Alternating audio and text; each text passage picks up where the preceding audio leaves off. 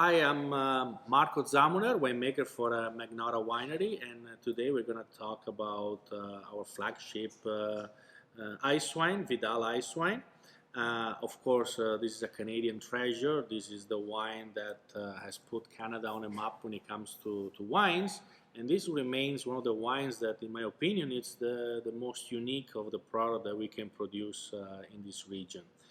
The production of ice wine is somewhat difficult, especially in this time and age with the climate change, because of course not only it's necessary for temperature to dip more than 1 day below -8 degrees Celsius, but also the weather from the regular harvest until December, January, or even February, the time where we make it, they have to stay fairly cool to prevent the grapes from spoiling and having off flavors. So it has always been a challenge to produce ice wine, but more so now with the climate change, it's become a very difficult production. Anyhow, this remains a product that is so full of flavor that of course requires a little bit of time to explain its characteristics. Of course, from a macroscopic point of view, what happens with the ice wine process is that with the freezing of the grapes, there happens a natural concentration of the juices. But just to say that like that, it's a little bit superficial because that's not really what makes ice wine. The flavor, which is unique of ice wine, and by the way, it's present in the juice. More different flavors will appear afterwards with the fermentation, but the flavor of ice wine really is already in the grapes, and it comes from a sequence of frosting and defrosting phenomenon that happen in the vineyards. So while the grapes is still whole, the berries are still whole, and the grapes are attached to the vines, a sequence of frost and defrost, so lower temperature and higher temperature, it's what really create a rupture of the natural cells of the berry, and that is what actually produces what it is recognized as ice wine flavor. Of course, with the fermentation after the wine is produced, there are a lot of tropical flavors like mango, pineapple, apricot flavor, pear, so that are associated with this product. The production of ice wine has somewhat changed over the years in the sense that while Vidal remains the main grape used for this process, most winery and different winemakers have experimented and tried to make this product with so many different varieties.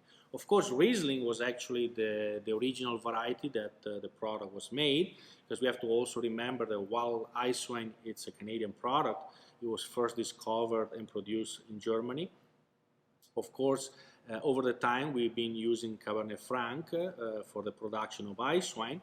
In theory, you can use any grapes to make this kind of process, but the reality is that you have to use grapes that are really able to withstand time, because from regular harvest to the time where you actually can make ice wine could be like 2 or 3 months.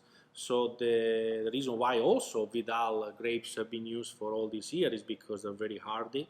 They're really able to preserve the juice inside the berry despite what kind of difficult condition, atmospherically speaking, you can find in the vineyards. So as always, in the production of quality product, we still use natural corks. It's always important to smell this cork, make sure that there are no defects that can affect the way you perceive the wine. Of course, the cork are also important with the aging.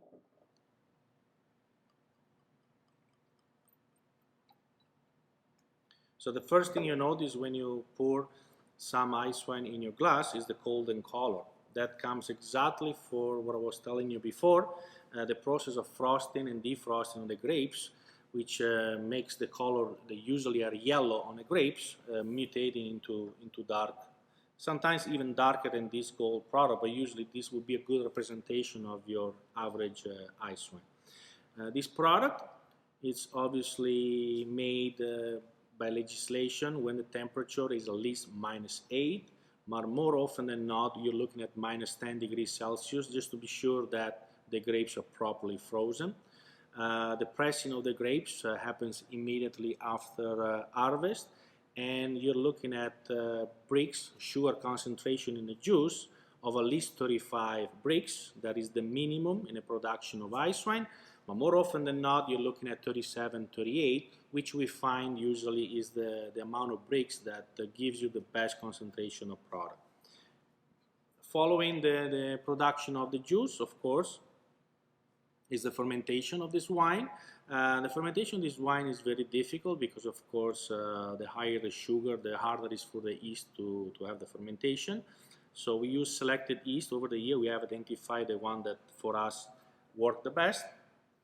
We use a higher amount of yeast, of course, in the fermentation because you need more work first to be able to go through all that sugar.